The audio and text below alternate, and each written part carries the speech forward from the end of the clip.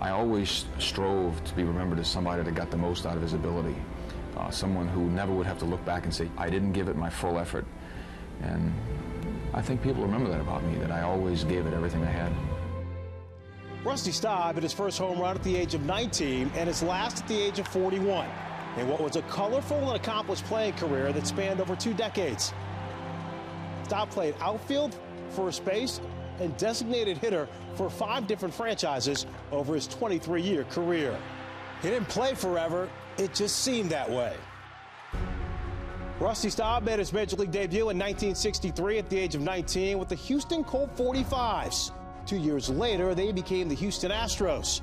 Staub played 6 years in Houston, blossoming into an All-Star player by 1967, the first of his 5 straight All-Star selections. Staub was traded to Montreal in 1969 prior to the Expos' inaugural season. Staub became a fan favorite in Montreal, earning himself the nickname Le Grand Orange. See that hair? That's why they call him Le Grand Orange. On the field, he was an all-star in each of his 3 seasons as an Expo, belting a career-high 30 home runs in 1970. But it was how he communicated with the community that made him an icon in Montreal. The reason why I learned French was I felt kind of stupid not to be able to talk to a child. Je veux communiquer avec le public. I needed to be able to talk about baseball. I needed to talk about how to get around, how to order at a restaurant. And to be able to do those things, it took on a whole new air with the people in Canada.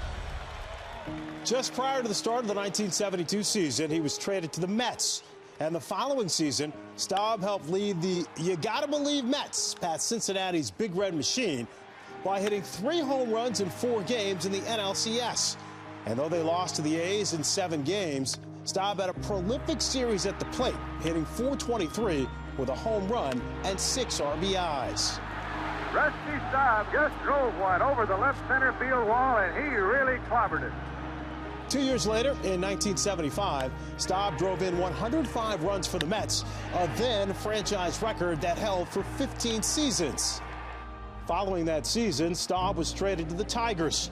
He enjoyed great success in Detroit, averaging 20 home runs and 106 runs batted in for his 3 full seasons in a Tigers uniform, finishing 5th in the American League MVP voting in 1978. Midway through '79, Staub was traded back to the Expos for the remainder of the year. The following season, he was on the move again, this time to Texas, where he was acquired in a trade by the Rangers just prior to the 1980 season. Staub returned to the Big Apple in December of 1980 when he signed with the Mets, the last uniform he would wear. Staub played the final 5 seasons of his career with the Mets, retiring after the 1985 season. 1 year later, the Mets held Rusty Staub Day, honoring Staub's contributions to the team and inducting him into the Mets Hall of Fame. I've had the pleasure for 23 years to come out here on a Major League field and try to play Major League Baseball. I wish I could find the words to really make you understand how much I appreciate how much you've meant to me. Over the course of his 23-year career, Rusty Staub amassed over 2,700 hits, nearly 300 home runs, and was a 6-time All-Star.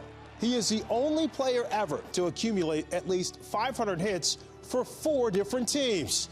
He was the first Expo to have his number retired in 1993, but perhaps Staub's most impactful contribution came in the form of his charitable efforts. Most notably, Staub has helped raise over $100 million for the families of New York police and firefighters killed in the line of duty. In all, Staub was one of the most respected and admired players in the game, and his career in professional baseball spanned over 40 years. The baseball world mourns the loss of Rusty Staub.